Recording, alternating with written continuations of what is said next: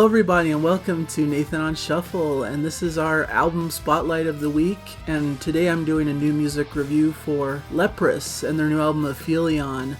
I'm really excited to delve into this one. This has been an album I've really been enjoying this past week, and I think it's a real highlight of the band's discography, so excited to talk about it, and hopefully you guys will check this one out because it's really super strong progressive rock release this year that I think a lot of people would really enjoy. It's a bit different than maybe my typical more symphonic prog lane that I tend to occupy, but I think there's so much great stuff on board. Just any fan of good music, good production, emotional singing, and orchestration and strings, all of that stuff, there's going to be something to enjoy here, so hopefully you'll give it a shot. So Leprous is a band that was formed in Norway in 2001, and this is their 8th studio album. They've gone through a lot of different shifts in their sound, I'd say, throughout the years.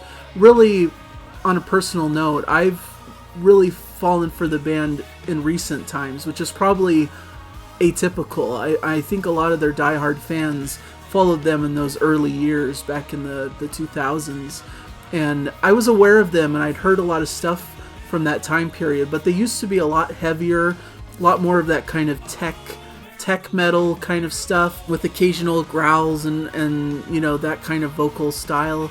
They've always focused a lot on clean singing, so it's not totally like death metal growls all the time, but they would insert that into their music certainly at points. But I feel like they have kind of gone away from that in more recent albums, and to me that's kind of where I jumped on board and had some interest in the group. And I definitely want to go back. I don't want to be a snob about the early period of the band. That's really beloved, and I definitely want to return and appreciate that more. But for me, I really loved Pitfalls that came out a couple years ago. It's above my head. You can see it, up here. It was a dark album, but it was sounded really great. I loved the production value. I feel like there was kind of a lot of poppier elements, but didn't stray too far from the vibe, their moody, melancholy vibe. It dealt a lot with depression and darkness, especially from lead singer Einar Solberg. Really delved deep into those type of topics. And I loved At the Bottom was one of my favorite tracks from it. I thought that was just such an explosive, impactful song for me. And so I always was interested in what the follow-up would bring, and so now we have it. We have their follow-up album, which is Aphelion. And to me, I think it's along similar lines as Pitfalls. I think it's actually probably a step above Pitfalls because it's a bit more adventurous and a bit more expansive in its scope, I would say. Where Pitfalls was really more pop-directed in its style, this is less so that, and more like it's a good amalgamation, I think, of that sort of Pitfalls sound that kind of took them in that sort of direction, but also incorporating some of their older, darker elements from their earlier albums as well, kind of bringing that back into the fold. So it's not really classic like old school Leprous, but it does add a lot of variety into the instrumentation and music, has kind of a harder edge, and really just expands the band's sound even further and lets them explore even more avenues than they explored on their previous album, which is the sign of a great band, that they're willing to take their sound and develop it and to keep evolving and exploring new things, even though some of their diehard old school fans might scoff at the idea of them switching up their sound so much. I appreciate the ability of them to do that they're willing to take those leaps and do what sounds best to them and to evolve as a group. So I just love that. So Aphelion, the word Aphelion is the point in the orbit of a celestial body most distant from the sun, so that no matter where the body moves next, it must get closer to the sun. So it's kind of shows that there's a dark theme on the album. This is a point as far away from the sun as you can get, so that total dark point where you're far away from the sun, far away from the brightness and light. And I think that permeates throughout this record, just this feeling of melancholy and dread and darkness. I think this album deals as well with kind of the depression and darkness that Einar Solberg is kind of dealing with, and it's really a cathartic experience, really, especially for someone who deals with those types of things, with depression and anxiety and some of those difficult situations. It's a way to really capture those emotions and sort of the difficulty it is to experience those things and to deal with it on a day-to-day basis. So I appreciate that subject matter greatly, and I think that's definitely one of the album's strengths. So there's just some dark introspection here. It's very moody, atmospheric, dark. It has this big, epic, sweeping, cinematic sound to it. They add a lot. There's a lot of focus here on the string section, that orchestrated sound with these strings, violin, cello. It's really beautiful. And there's also little bits of horn, of trumpet kind of in the mix as well, kind of adding that sound. And so it's a really beautiful sound. And so there's focus on that, but then of course, always a strong laser focus on Einar Solberg's voice. He just has one of the greatest voices in rock, I'd say. Just this beautiful,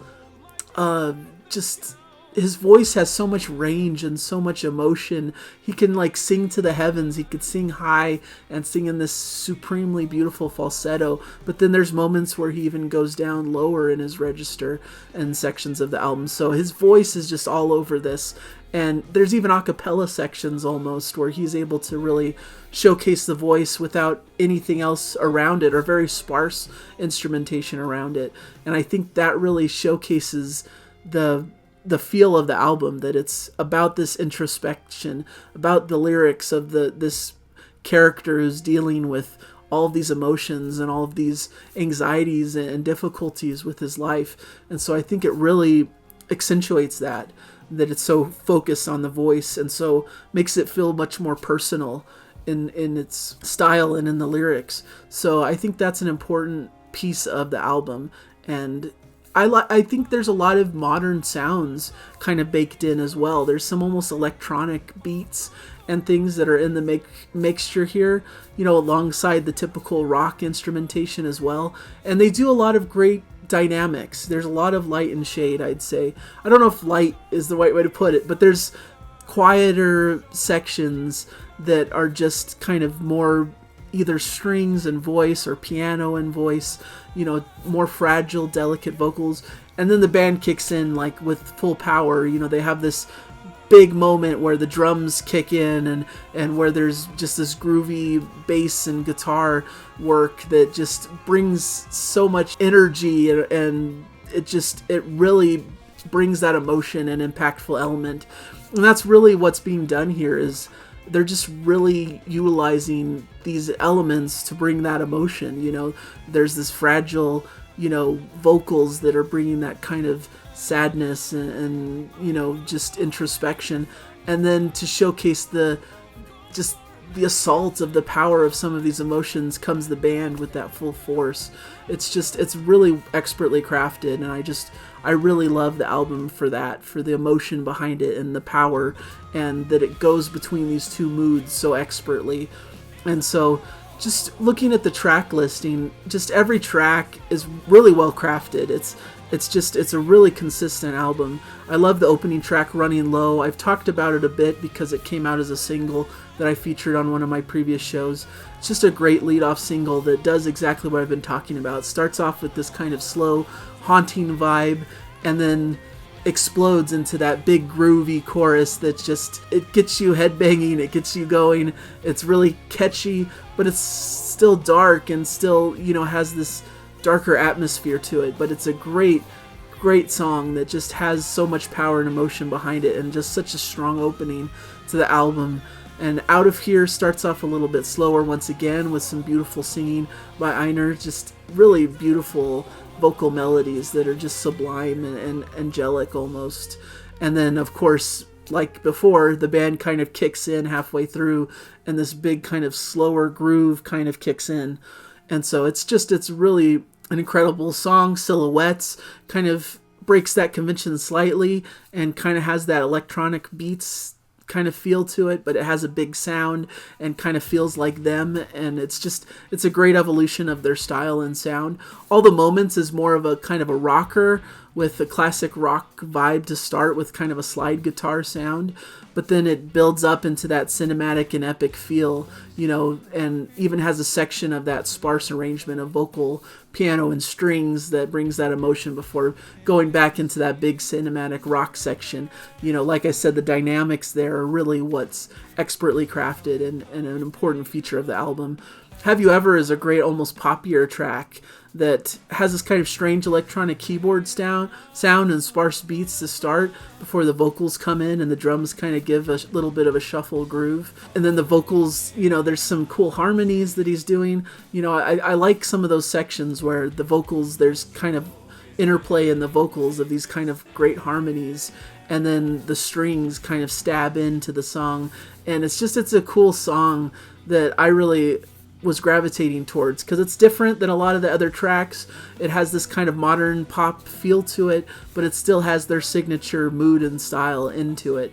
And then it moves there to Silent Revelation, which was a single that they released before. Just more of that cool stuff, a cool kind of funky guitar riff and an up-tempo groovy feel, but with that darkness in the strings.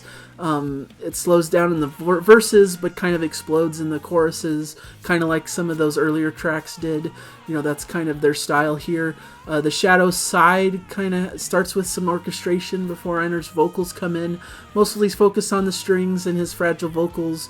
There's a cool a cappella vocal section that I just totally adore before the band kind of kicks in for the second half of the song, ending with a really epic, cool guitar solo. Just really has all these elements at play, and it's such a great track.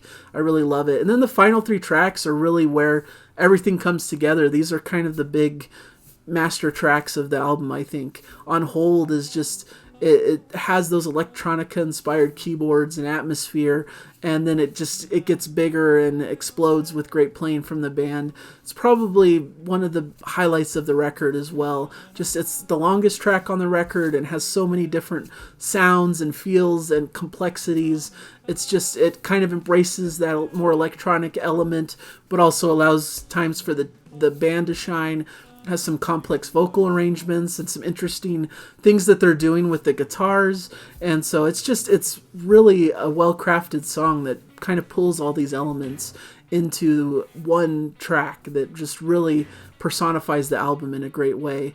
Castaway Angels is a track that actually came out as a single last year, I believe, and it was always a beautiful song to me. It kind of provides a great almost breather track, and I hesitate to say that because of course it explodes like everything else with this powerful emotional ending, but it starts out more slow and more acoustic. It's like acoustic guitar and vocals and then some piano added into it before it kind of develops into this bigger piece where Einer gets to shout to the heavens with this really high-pitched beautiful singing. It's a beautiful song that just really, I think, is placed really well in the album as this kind of penultimate track that bleeds right into Nighttime Disguise, which is a total highlight of the album as well. Just a beautiful track that has heaviness. It starts with that good groove and driving beats with Einer's vocals, and there's even moments where he goes really deep in his vocal range, which I think is really, really well done.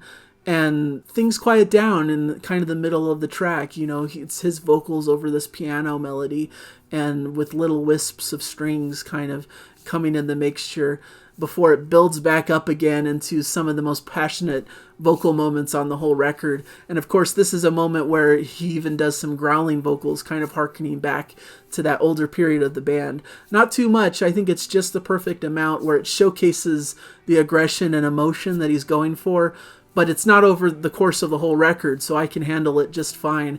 And it's the perfect ending to this great album that's so emotional, that's so dark and melancholy, but has so much cool musical ideas, has electronic sections that kind of bring a new, more modern element, has some interesting things that are going on with the guitars in certain moments. And it has almost this funky, groovy quality to a lot of the bigger moments where the full band comes in. So I just really appreciate the sound. It's unique. It's clearly them and their style, and it just works so impressively well. I just think this album is very much a 5-star album, very much worth checking out if you like this sort of music. It's modern, but it also harkens back to some of the progressive rock styles, and it crafts it in such an excellent way. I kind of forgot to do this earlier, but I kind of wanted to showcase the actual album here. You know, I have the physical album that I wanted to show. Beautiful. Well, I like the cover. Once again, it kind of showcases that darkness that I'm talking about. It's a very dark cover with this dark kind of monolithic structure. And then it's a gatefold, of course, with this kind of inside piece, almost like a foggy, you know, display here. Kind of, once again, I think showcasing that emotion that he feels kind of isolated, and kind of gives that anxiety and depression feel to it. And then I got the vinyl. It's a clear vinyl, ultra clear, so I wanted to showcase that just briefly. So I thought it was cool. And so this is the ultra clear vinyl, just super cool. Of course, the inside has the lyrics sheet, so you get to read along with the lyrics, which are fantastic and an important element of the album. So all in all, just a fantastic package, fantastic album by an incredible band that just, to me, keeps getting better and really keeps honing in their craft, and doing so in a way where it still is them. You know, you can clearly tell it's their sound and their style, but they're adding new elements and developing in different and exciting ways. So please check this one out. I really love it, and I think it's fantastic. So, and with that, I'm going to close out this review. Hopefully you enjoyed this, and if you enjoy my discussions on these albums, please subscribe to my channel. Every Tuesday I do some sort of album spotlight, typically on new album releases as they come out in the progressive rock world, but sometimes I'll delve into the past to do an album spotlight on an older, like 70s album or 80s album, or I'll talk about a reissue of an older album. So there's different things that I like to talk about here, but focused mostly on progressive rock, and also some classic rock and classic pop stuff as well, mostly from like the 70s and early 80s. So if you like that kind of content, please subscribe. Please let me know in the comments how you feel about this album. What's your favorite track from the album if you've heard it? Do you like how the band's developing in their style, or do you wish they'd go back to their old school style and go back to kind of the sound of their first few albums? So thank you guys so much, and once again, just whatever music you love, keep enjoying it. And hopefully you've got some new music to discover as well. So thank you guys so much again. And with that, I'll close. Bye. See you guys hopefully in the next video. For sure.